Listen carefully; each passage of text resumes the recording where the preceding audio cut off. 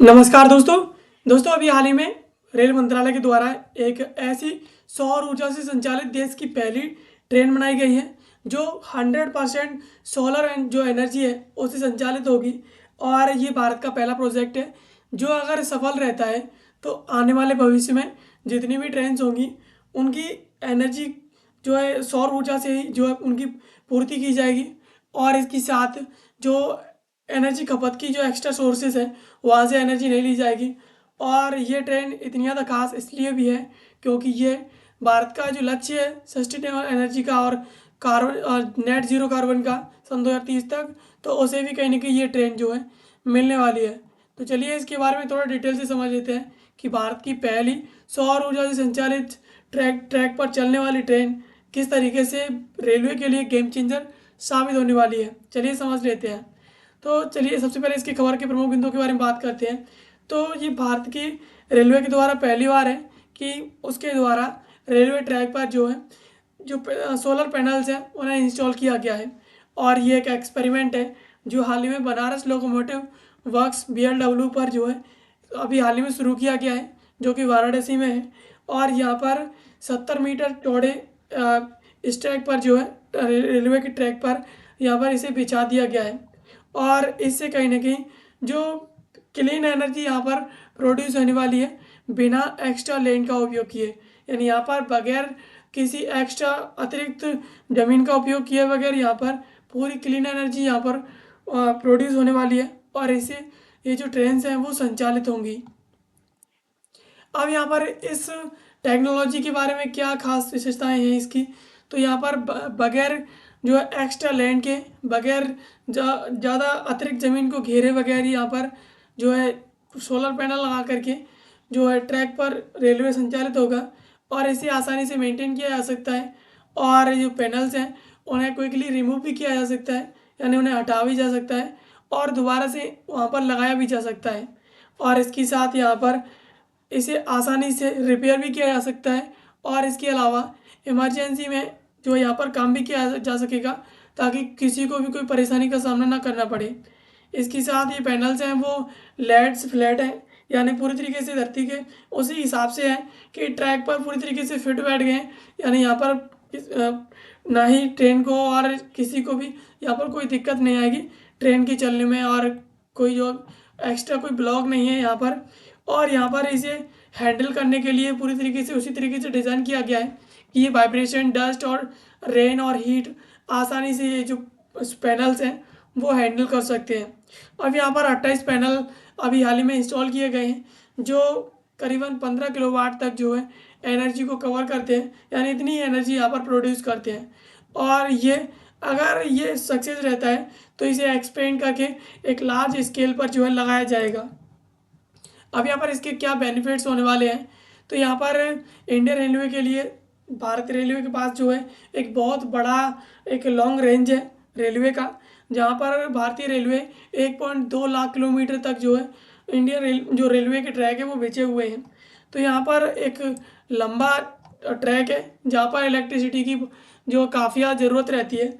और यहाँ पर इंडियन रेलवे हर साल जो है 20 बिलियन यूनिट तक जो है एवरी ईयर यहाँ पर इंडियन रेलवे जो है टेक्नोलॉजी में अपने में और रेलवे की संचालित करने में इतना जो यूनिट एनर्जी जो यहाँ पर सप्लाई होती है इतना एनर्जी जो यहाँ पर ख़त्म कर दी जाती है। तो इससे कहीं ना कहीं इतना यूनिट एनर्जी जो है यहाँ पर रिड्यूस होगी, कम होगी कहीं ना कहीं। और इसके साथ सन 2030 तक इंडियन रेलवे का और जो नेट ज़ीरो कार्बन एमिशन का जो लक्ष्य है वो कहीं ना कहीं उसे पाने में सोलर पैनल्स हैं वो कहीं ना कहीं उसे अचीव करने में हेल्प करेंगे। और यहाँ पर जो पावर जनरेटेड होगी वो स्टेशन, वर्कशॉप और सिग्नलिंग में, इसके साथ लाइटनिंग में यहाँ पर इसका उपयोग किया जाएगा। यानी जो भी पैनल से जो भी लाइट जनरेट होगी उस लाइट का उपयोग जो है यहाँ पर इंडियन रेलवे स्टेशन के लिए करने वाली है, इसके साथ वर्कशॉप्स के लिए करने वाली है, सिग्नल के लिए करने वाली है, लाइटनिंग के लिए यहाँ पर इन सभी क्षेत्रों में जिस क्षेत्र में जो है रेगुलर जो पारंपरिक ऊर्जा है उसका उपयोग करती थी उसी क्षेत्र में जो है इसका भी जो है यहाँ पर इंडियन रेलवे उपयोग करने वाली है। अब यहाँ पर ग्लोबल एग्जांपल्स की बात करें तो स्विस नाम की एक कंपनी है सनवेज करके, इसके द्वारा भी यहाँ पर एक डेवलप किए गए हैं सिमिलर इसी तरीके के सिस्टम डेवलप किए गए हैं। यहाँ पर पैनल्स को रोल आउट करके कारपेट और जो है रिमूवल टाइप की ज़रूरतों के हिसाब से यहाँ पर बनाया गया है। यानी स्विस जो कंपनी है वो इसी तरीके से काम कर रही है, जो कि स्विट्ज़रलैंड में है। और यहाँ पर सन 2025 तक 3 ट्रायल बिगिन इन द नाचल स्विट्जरलैंड। यहाँ पर यानी सन 2025 तक यहाँ पर 3 ट्रायल इसके द्वारा शुरू कर दिए गए हैं स्विट्जरलैंड में। तो ये कहीं ना कहीं इसी तरीके की कंपनी है जो वर्ल्ड वाइड स्तर पर एक एग्जांपल जो है दिखाती है। अब यहाँ पर रोड पर क्या चलने वाला है, क्या हो रहा है, यहाँ पर भारत में क्या हो रहा है, तो यहाँ पर वाराणसी में ये प्रोजेक्ट है वो एक छोटा पायलट प्रोजेक्ट है। और अगर ये सक्सेस रहता है और इंडिया में ये पूरी तरीके से पॉसिबल रहता है, सक्सेस रहता है, और अगर ये वर्क करता है तो कहीं ना कहीं यहाँ पर एक लार्ज अमाउंट पर सोलर पावर जनरेट करने के लिए रेलवे के द्वारा यहाँ पर किसी विदाउट नई लैंड के उपयोग किए बगैर, यानी एक्स्ट्रा लैंड का उपयोग नहीं करेगी रेलवे, और उसी ट्रैक पर जहाँ पर रेलवे संचालित होता है उसी ट्रैक के नीचे यहाँ पर प्लेटें बिछा करके, जो सोलर प्लेटें हैं उन्हें बिछा करके यहाँ पर एक्स्ट्रा एनर्जी भी प्रोड्यूस की जाएगी। और उसके बाद रेलवे अपना जो है अपना काम संचालित करेगी बगैर एक्स्ट्रा एनर्जी के उपयोग किए बगैर।